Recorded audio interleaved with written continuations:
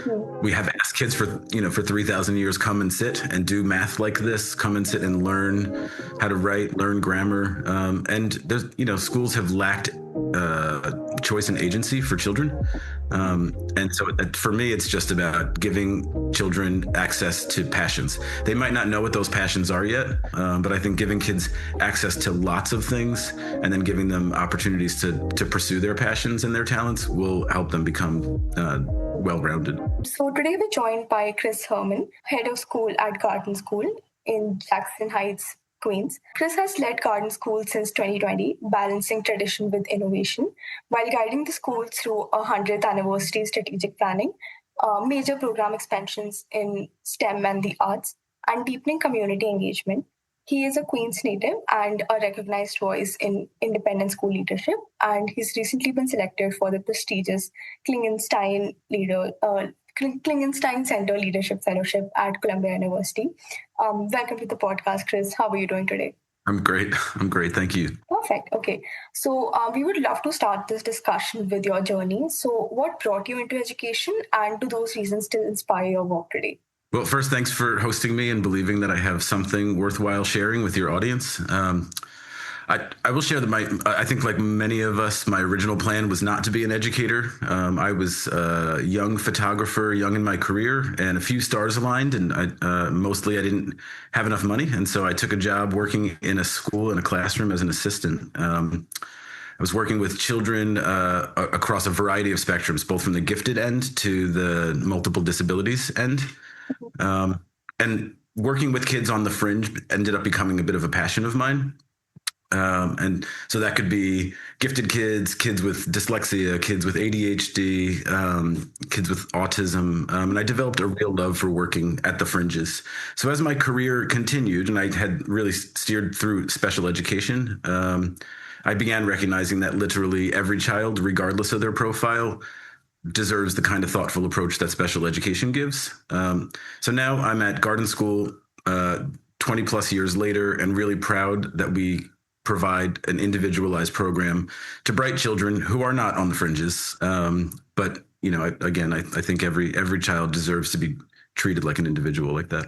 That is incredible. And I think that comes from a deep place of care. And then we really love that. So, okay, on to my next question.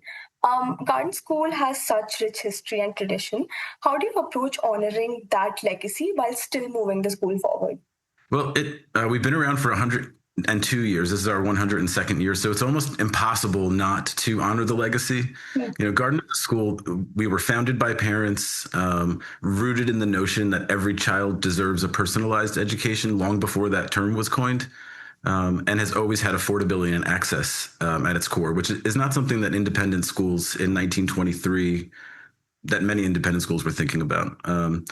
So the school has weathered many changes in the industry over an entire century. And the fact that those principles are still intact is like nothing short of a miracle. So we celebrate the legacy every day. We love our history. We have some staff members that have been with us for 40 years, 50 years, more than 50 years. And so it's hard not to celebrate that legacy and the contribution to the community.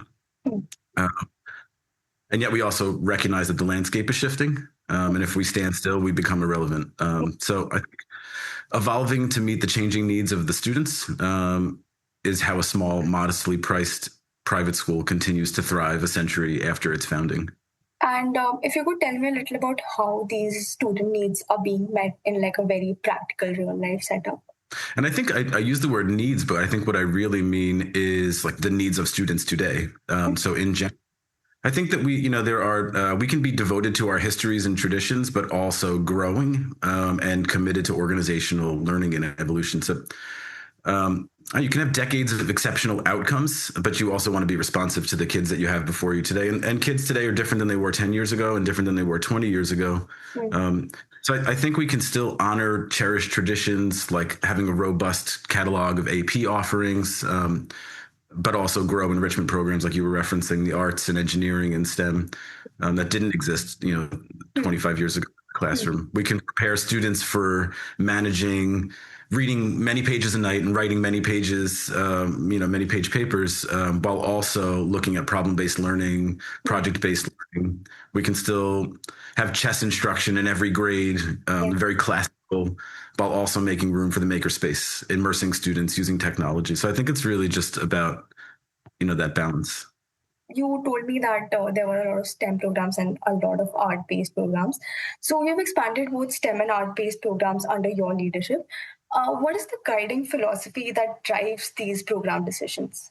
It's passion. I think that we ask kids to come to school. We have asked kids for 3,000 years, come and sit and do math like this, come and sit and learn how to write, learn grammar. And there's, schools have lacked choice and agency for children. And so for me, it's just about giving children access to passions. They might not know what those passions are yet. And so giving them access to trying many things when they're young, selecting pathways, careful not to have kids majoring in things when they're in high school and becoming vocational. But I think giving kids access to lots of things and then giving them opportunities to pursue their passions and their talents will help them become well-rounded. So that connects very well to my next question. Do students at Garden have access to electives or special courses, whether STEM, arts, or global studies? And how are they woven into the curriculum so that everyone has access to maybe everything or just the ones that they are passionate about? So starting even with our youngest kids, we have 2-year-olds in nursery. They are already integrating arts, music, Mandarin, and other things into their curriculum in the nursery. That's pretty cute to watch a Mandarin lesson with 2-year-olds. And then our early elementary students, they have chess, Mandarin, French, robotics, STEM, art, music, theater, choir, movement, PE. I'm sure there's more in there. That really populates a good half of their program are all these enrichment special classes that hang around the core reading, math, social studies, science. And then as students move into middle school, we've said, okay, so now you've tried all these things. You've had the menu. Now pick something to drill down on, pick something to focus on. So they don't take Mandarin and French anymore. Now they have to pick one. It's, tough stuff. So then they can major in Mandarin, French, or Spanish for 5 days a week. They can choose between visual arts or advanced robotics or intro to robotics or instrumental music or comp sci. And then there's even more courses offered. Really, this is often for us, for our older kids, is toward the end of the day. So they do the heavy lifting in the morning. And then after AP history and studying for the exam and taking the exam, they can have some lunch and then do all the fun. Not that AP history is not fun, but they can do more fun things in the afternoon. 1-act plays, musical theater, coding, choir, robotics, painting, advanced painting, 3D art, all sorts of amazing things. Yeah, and I think once the kid has tried out everything at a young age, I think it will help them make up their mind even a little bit better. So yeah, I think that is incredible. With technology evolving rapidly, what role do you see AI playing in schools such as Garden? I mean, it's hard to know where this is all going to go. But I have to believe that these tools will unlock potential for kids at some point, giving them access to higher level thinking by automating lower level thinking skills. I have to believe that AI can help students realize something even greater in the classroom if they can use technology to get some of these lower level rote skills out of the way. The same way the calculator has enabled kids to tackle higher level critical thinking and problem solving in math instead of just being mired in memorizing facts, or the way spell check, has enabled kids to write really complex compound sentences in a way that before they were stuck on spelling rules. And I don't know what it's going to be, but I have to think something like that, and so I'm eager to see what part of students we will get to learn about that we don't know yet that they have the capacity for. And speaking of that, do you have any specific AI policy for the school? And how do you balance that sort of excitement about innovation with concerns about student well-being and ethics? We have a policy. I think it's not particularly special, compared to other policies that I've read. But it's really just about preaching honesty and integrity. Teachers are showing students how to leverage AI, and also showing them what it means to cheat. with AI. So I actually don't think that the line is all that fine between the two. We're okay with them using it to build the outline, but not write the draft. And it's pretty obvious, when you used it to build the outline or used it to write the draft. So I think it's about balance. Of course, we have to think about student privacy, about ownership, authorship, academic integrity. But I really we avoid going down the fear rabbit hole, where we think AI is going to, doom us all. I was just saying that, it's about balance. We can't abandon the teaching independent skills, but we'd be silly to just be afraid of it and not leverage it. Makes sense. And how do you ensure that new tools such as AI and robotics enhance learning without losing the personal community-driven ethos that Garden is known for? We're really small. We have just under 500 children on our campus from nursery through grade 12. So I actually think this is relatively easy for us. If you teach writing, you have a relatively small cohort of students. In a small school, you often loop with your students for at least a year, if not more. And so their voice, if they've used tools in a way that maybe is pushing on a boundary. It's really hard for us to lose the personal touch in a school of our size. So, there's across the street from us, there's a school with about 2,000 kids. And I wonder how they would answer that question. Probably very different. So Garden has always emphasized on accessibility, affordability, and community engagement. How do you sustain that mission while also growing programs and facilities in your school? Okay, that's a much more difficult question to answer, right? But I'm going to use the word balance again. I think it's about, investing where we can, but being really careful about how we spend. I have a bit of a reputation of spending carefully.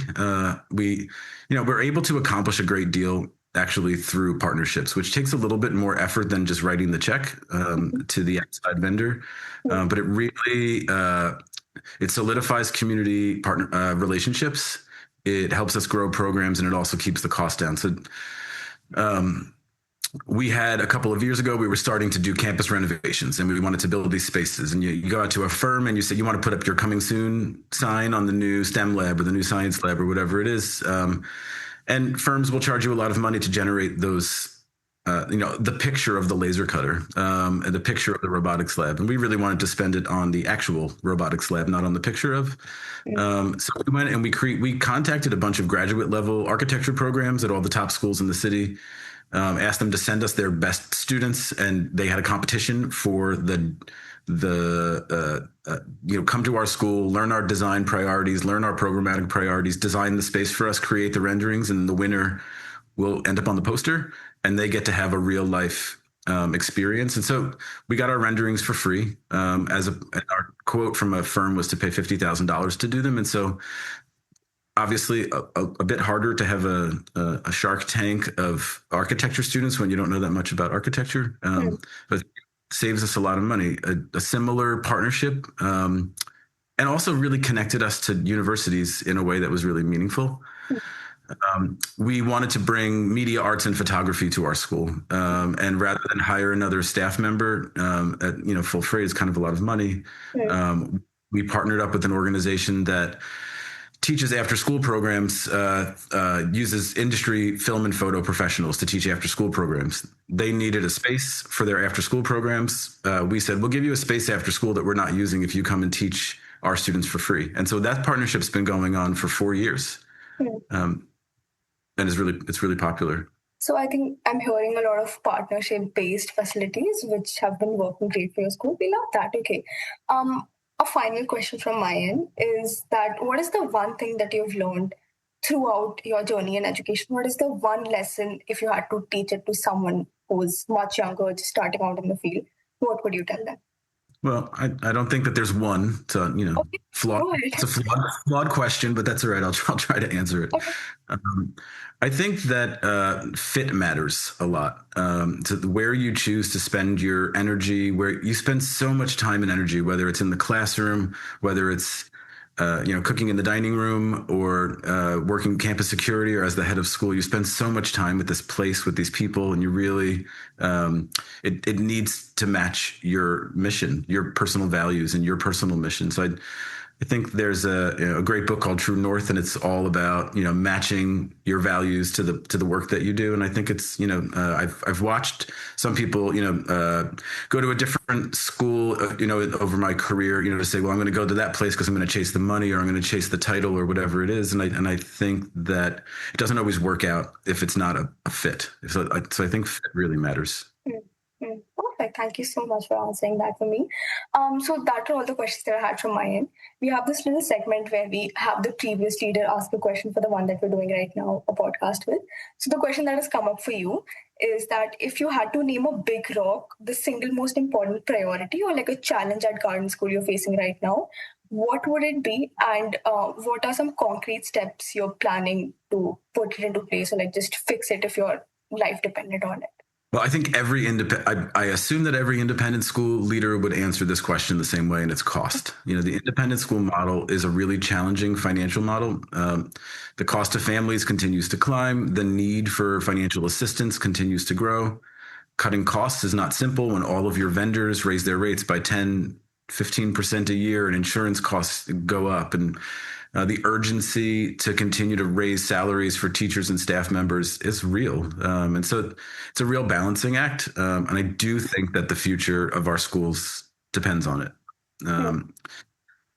Let's see. So how do you fix it? Well, I think it all has to come back to the budget, and I think really careful budgeting. We have a practice of zero-based budgeting, and we seek every opportunity to build partnerships. And we've developed a revenue portfolio that is not overly dependent on core tuition, so that when expenses go up in our food vendor, we don't automatically have to go put that burden directly on families. And again, I think it really requires careful and conservative financial modeling, that where you're looking like years ahead, both at meeting your short-term needs and then also while you're also keeping your eye on your long-term priorities. I said, but I don't have a full answer to that question because I haven't figured it out. It's okay. We are all in the process of figuring it out. But yeah, thank you so much for taking all the time to do this with us today. And yeah, I think our listeners would love to listen to this podcast. I think I learned a lot in terms of how to balance innovation and like new technology, but also keeping your tradition intact. So yeah, thank you so much. Well, it was really nice to talk to you.